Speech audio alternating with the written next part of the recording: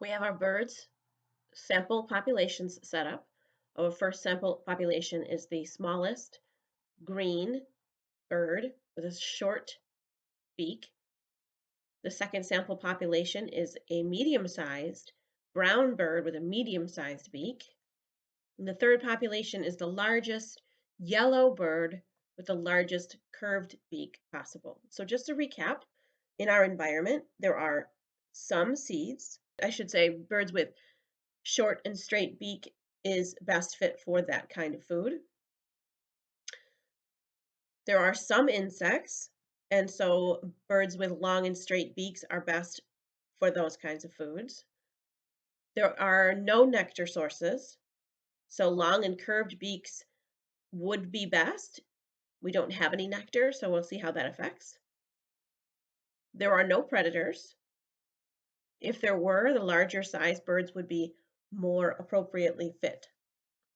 The foliage background, the closest match, would be this medium green color. So we have yellow, brown, and green. Let's get started and see what happens over the next thousands of years. Oh, just a reminder, we're focusing only on this small portion over here of the map. You can see in the southwest environment, the top right corner. Alrighty, after 50,000 years have passed, the number of birds in the first category, population, have climbed to 483. A small number of offspring inherited a random mutation where their body size is larger. The offspring were less fit as a result of the mutation. Over time, this phenotype is no longer present in the population. So a mutation occurred that made the bird larger. It didn't make it any more fit, so it didn't stay in the population.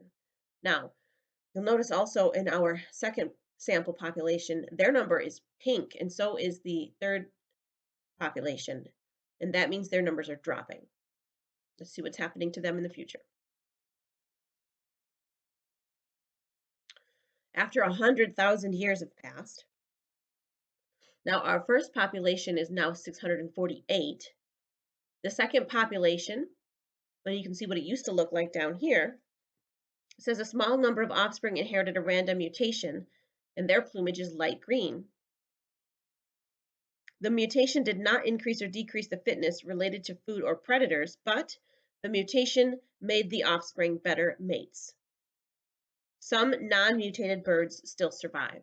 So you see the original non-mutated bird will still show up in a small portion of the population, but they have become overall the norm of that color bird is green. Unfortunately, the third population we chose, they have died off. They were too large to get enough to eat, probably. They didn't have the right beak for the insects or the seeds.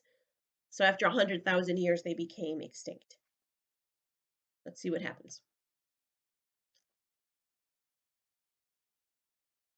150,000 years later, a small number of offspring in our first population, which is at 798, inherited a random mutation which made their beak longer. The mutation did not increase or decrease fitness related to food or predation, but the mutation made the offspring better mates. Some non-mutated birds still survive. So we now have two versions, one with a little bit longer beak and one with a shorter beak. The number of birds in our second population has dropped a bit.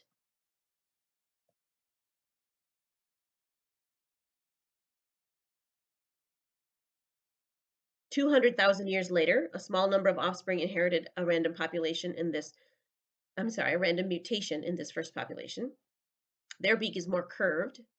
The offspring was less fit. Over time, the phenotype is no longer present. A more curved beak would have been better if there were more nectar, but we don't have any of that in the environment yet. So it didn't stick around."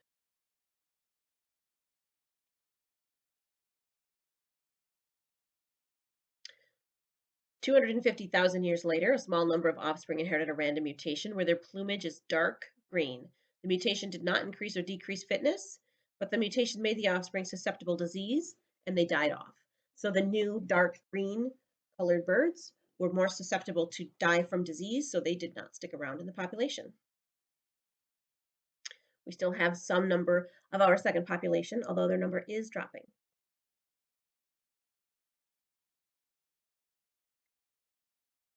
300,000 years later, the first population is still going strong and hasn't had any major changes. The second population finds that they've had another random mutation and their body size is smaller. Their offspring were more fit as a result of the mutation. They survived and reproduced offspring with the phenotype that resulted from that mutation.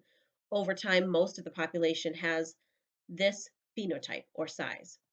There are still some non-mutated birds of the larger variety in the population. You should notice that these two birds populations are starting to look a lot alike. And their numbers are climbing. 350,000 years later, a small number have inherited a random population. I did it again. A small number have inherited a random mutation in the population where the plumage is light brown. It did not increase or decrease fitness, but the mutation made the offspring better mates. Some of the original birds are still green. And our second population numbers are growing.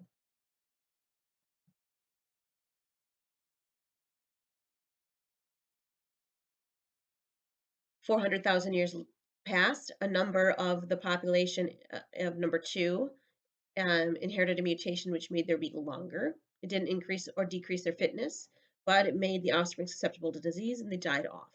So it did not stick around in the population. Excuse me. 450,000 years have passed. A small number of offspring in population number two inherited a darker green plumage or feathers. It did not increase or decrease fitness, but it made the offspring better mates.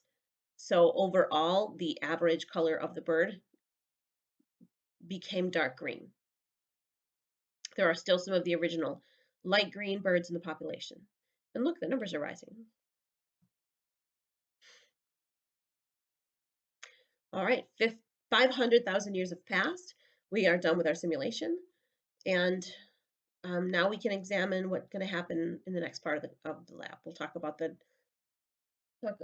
results amongst ourselves.